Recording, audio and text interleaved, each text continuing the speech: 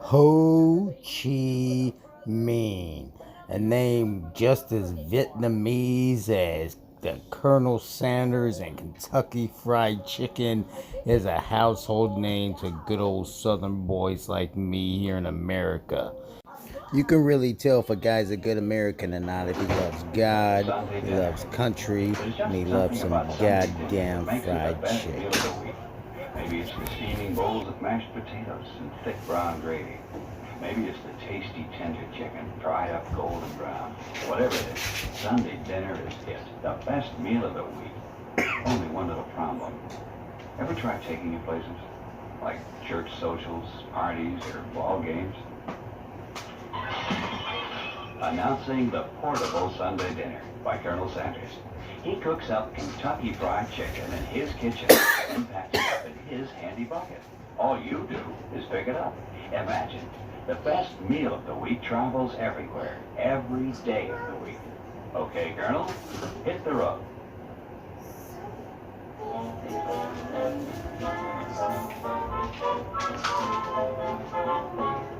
So why am I using Colonel Sanders and KFC to as an analogy for the Ho Chi Minh?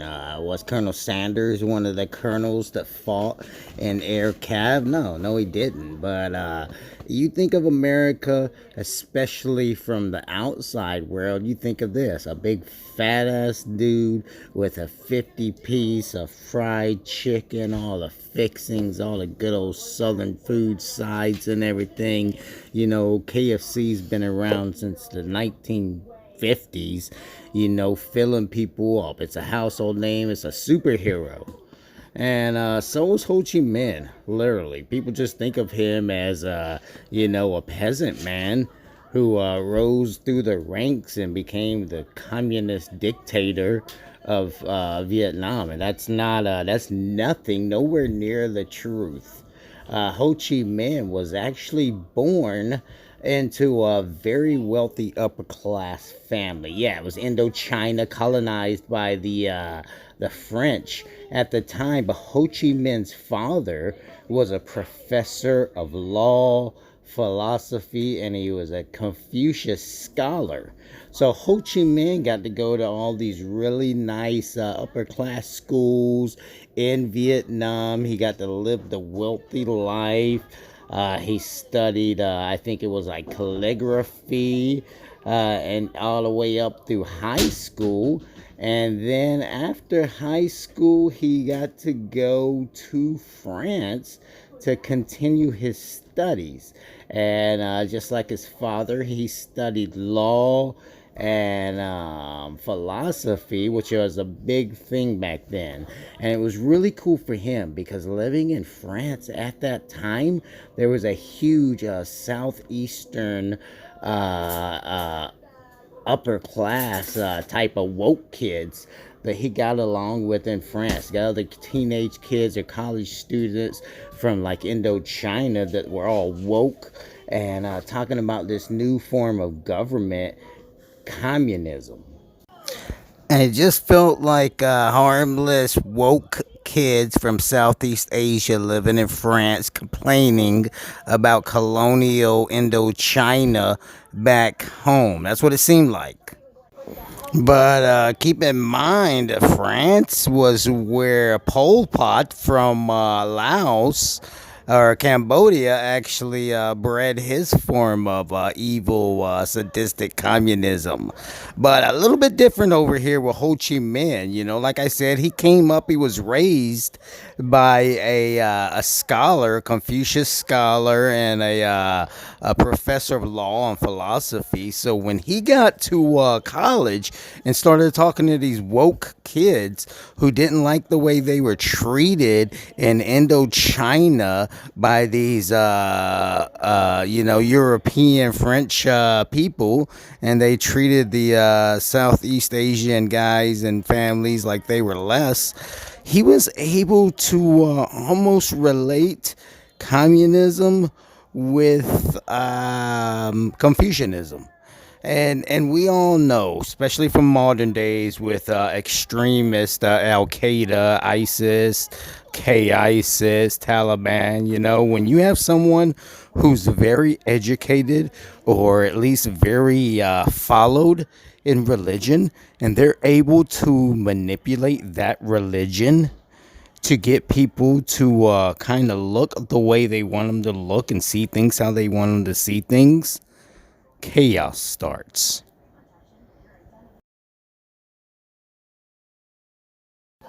So he finishes up his postgraduate school in France, but he doesn't want to move back to Indochina. It's occupied by French people. He doesn't like it. He moves to England, but he quickly doesn't like England. He doesn't like the Western civilization, the undisciplined, the sloppiness the English people had over there.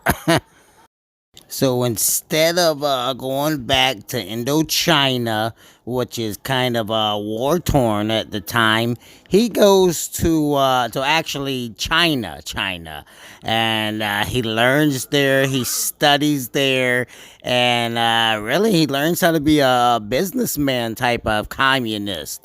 He knows the core principles of communism, Marxism, from that he learned in Europe. Now he learned the Chinese, and all this was happening while Japan was fighting the French off.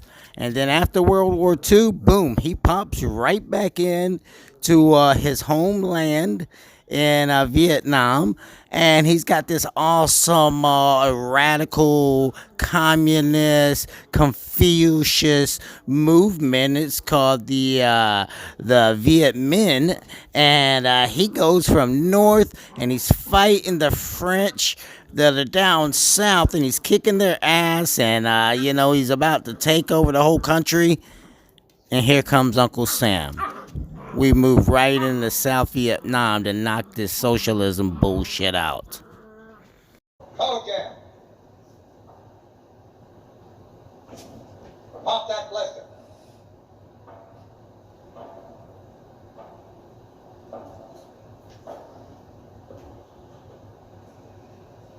Jesus H. Christ. Private Pile, why is your footlocker unlocked? Sir, I don't know, sir. Private Pile, if there is one thing in this world that I hate, it is an unlocked footlocker. You know that, don't you? Sir, yes, sir. If it wasn't for dickheads like you, there wouldn't be any fever in this world, would there? Sir, no, sir. Get out! Well, now, let's just see if there's anything missing. Holy Jesus. What is that? What the fuck is that? What is... Yeah, and that should give you a little taste, a little sample of what the training and preparation for American soldiers walking up into Vietnam looked like.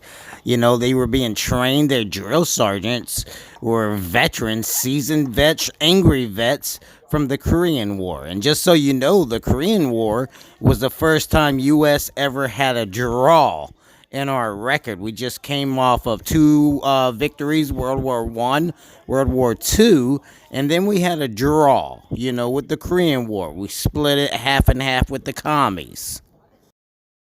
So when it was time to ship out to to Vietnam, yeah, the shit was about to get real.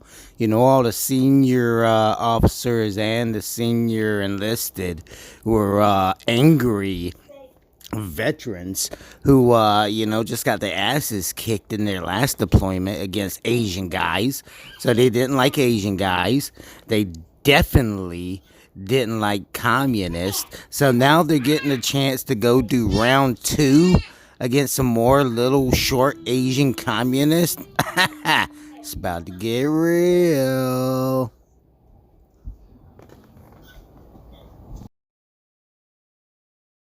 But yeah, at the same time, they had to totally change their fighting plans and tactics even before they went into the Vietnam War. A lot of people think they got into the Vietnam War and then they started changing. Yeah, of course, everything's tentative until you hit the ground. But they were actually thinking about changing before they hit the war.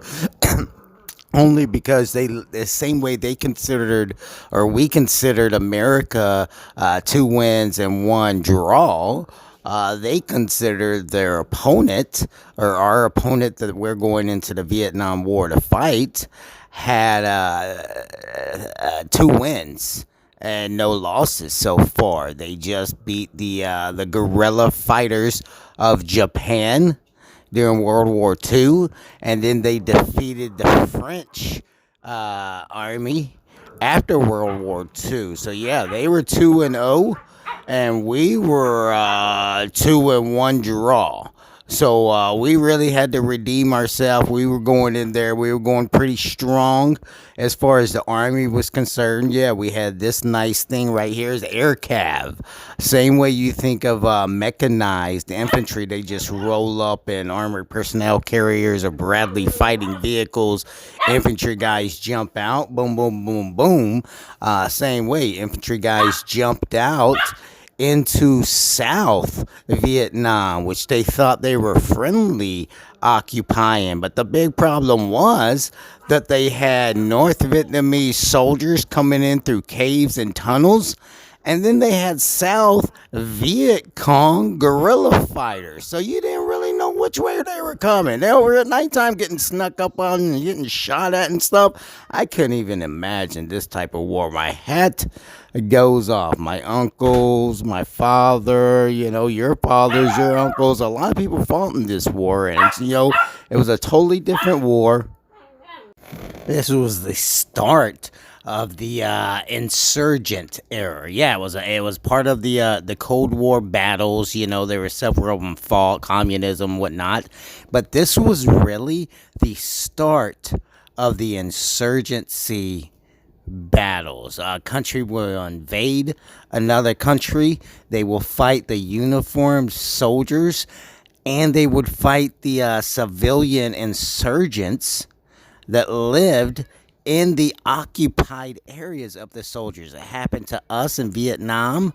Then it happened to the Soviets in Afghanistan. Then it happened to us in Afghanistan. Then it happened to us in Iraq. Now it's happening to the Russians in Ukraine. When are we going to learn? It's very hard to invade a country. You think it is. Oh, we have all these cool weapons. We have all these high-tech, high-capability missiles and stuff. But, you're not fighting on your home ground. And then when you look at this, look at Ho Chi Minh. Again, this was the start of a radical era. When we think of terrorism, the type of enemies we fight now, we had Bin Laden, we had all these extreme Muslims, and they all thought they were doing it for their religion and stuff. Well, guess what? Spoiler alert, that's what Ho Chi Minh was doing. Like I always keep on saying, he was a freaking scholar in Confucianism.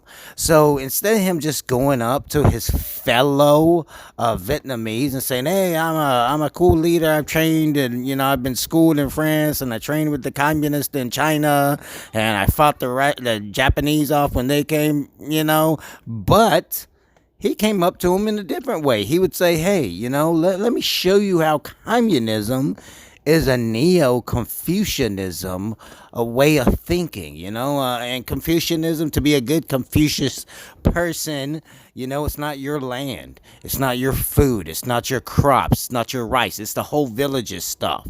Well, guess what? In socialism, communism, Marxism, whatever, it's not your food, it's not your land, it's the states, and the state's going to take it, and they're going to take care of it, and they're going to do with it what they will, and you better hope that you're one of the elites that gets it. So it's an easy way to manipulate, and especially in a place like Vietnam, who had been fighting for a long time. They had all the way to the Mongols, and the Mongolians tried to fight them. Then they had the colonials, the French colony come. Then they had the Japanese imperialists come. Now they have the Americanos invading and stuff. So it's a great time Not a good time, but it was a very good time for someone like Ho Chi Minh, who was a very well charismatic speaker, like they always are for cults. And he came in like a cult leader. You know, he knew about the religion, the folk religion that they all believed in, the Confucianism, the rituals, and he was very well schooled and well spoken, and he was made it very easy for them to almost see that communism, the way that he laid it out for them, was in fact a neo form of Confucianism. So them fighting in the name of communism and fighting off these evil Americanos, you know, the bitter Westerners, was in fact worth them fighting for and worth them dying for, because they were fighting for their way of life, not for this new communism domino effect way of life, their way of life. So they did it, you know. He was able to get people to go into dirt, go into mud, go in these fucking pig places, you know, run through the jungle, do hit and runs, you know, jump in little tiny holes. People believe, they drink the Kool-Aid of what he was serving. And no matter how many U.S. soldiers got drafted and came over, it never was enough, because they were invading a country that as soon as a boy or a girl got a little bit older, they followed in their older brothers and sisters and fathers' footsteps, and they fought the Americanos off, because Ho Chi Minh made people both in the North and the South believe in what he was saying and what he was fighting for, because he was fighting for them, their way of life, because it was his way of life. And just like my way of life, you know, I'm a southern belle over here, and I love eating fried chicken and drinking sweet tea and smoking Delta 8 marijuana. And if somebody were to kick in my door and say, hey, I'm from a foreign country, I'm just going to live here now, and I'm not going to let you eat fried chicken anymore. I don't care if I don't really like fried chicken and eat it 6 days or 7 days a week or not. It's my way of life. And god damn it, you're not going to change my way of life, you fucking communist motherfuckers. So it'd be very easy for me, especially in the social media world now, to get on the horn and say, hey, there's some fucking Russians coming up in my fucking neighborhood telling us that we can't fucking smoke weed and eat fucking fried chicken anymore.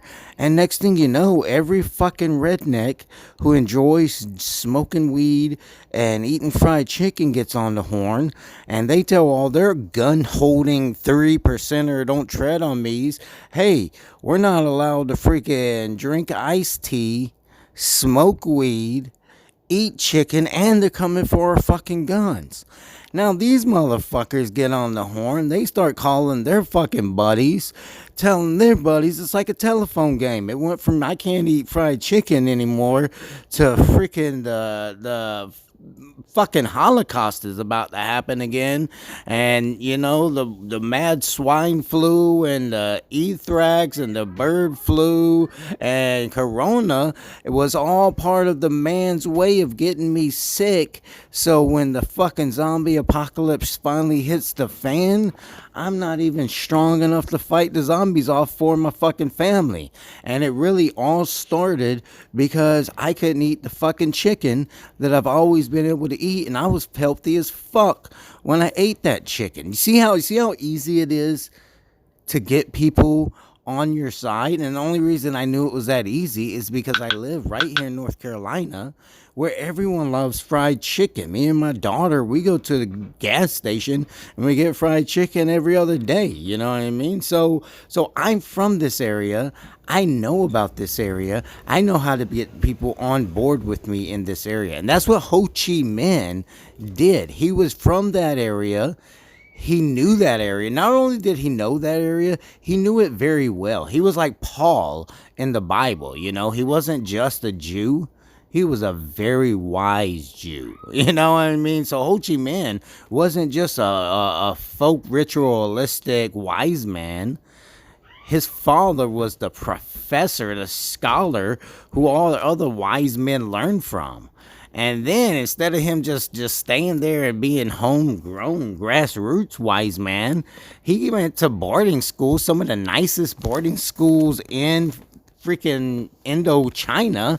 And then he went to college in France.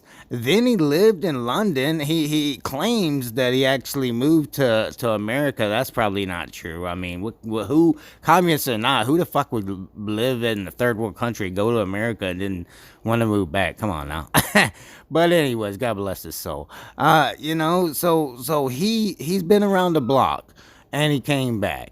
And everyone loved him for that. And it was really easy to get people to believe in him and to fight for him. You know, he was only, just so you know, fun fact, he was only 4 foot 11 inches. So yeah, and he was born in 1890, and he died in when did the Vietnam War end? I think like 1974, and he died 6 years before that, so 1969, I guess. And even after he died, one of his last things he said on his deathbed, and certainly the last thing they used in propaganda for both the Viet Cong, the Viet Minh, and the North Vietnamese army, was a Confucius saying that said, if something's worth having, it's worth fighting for.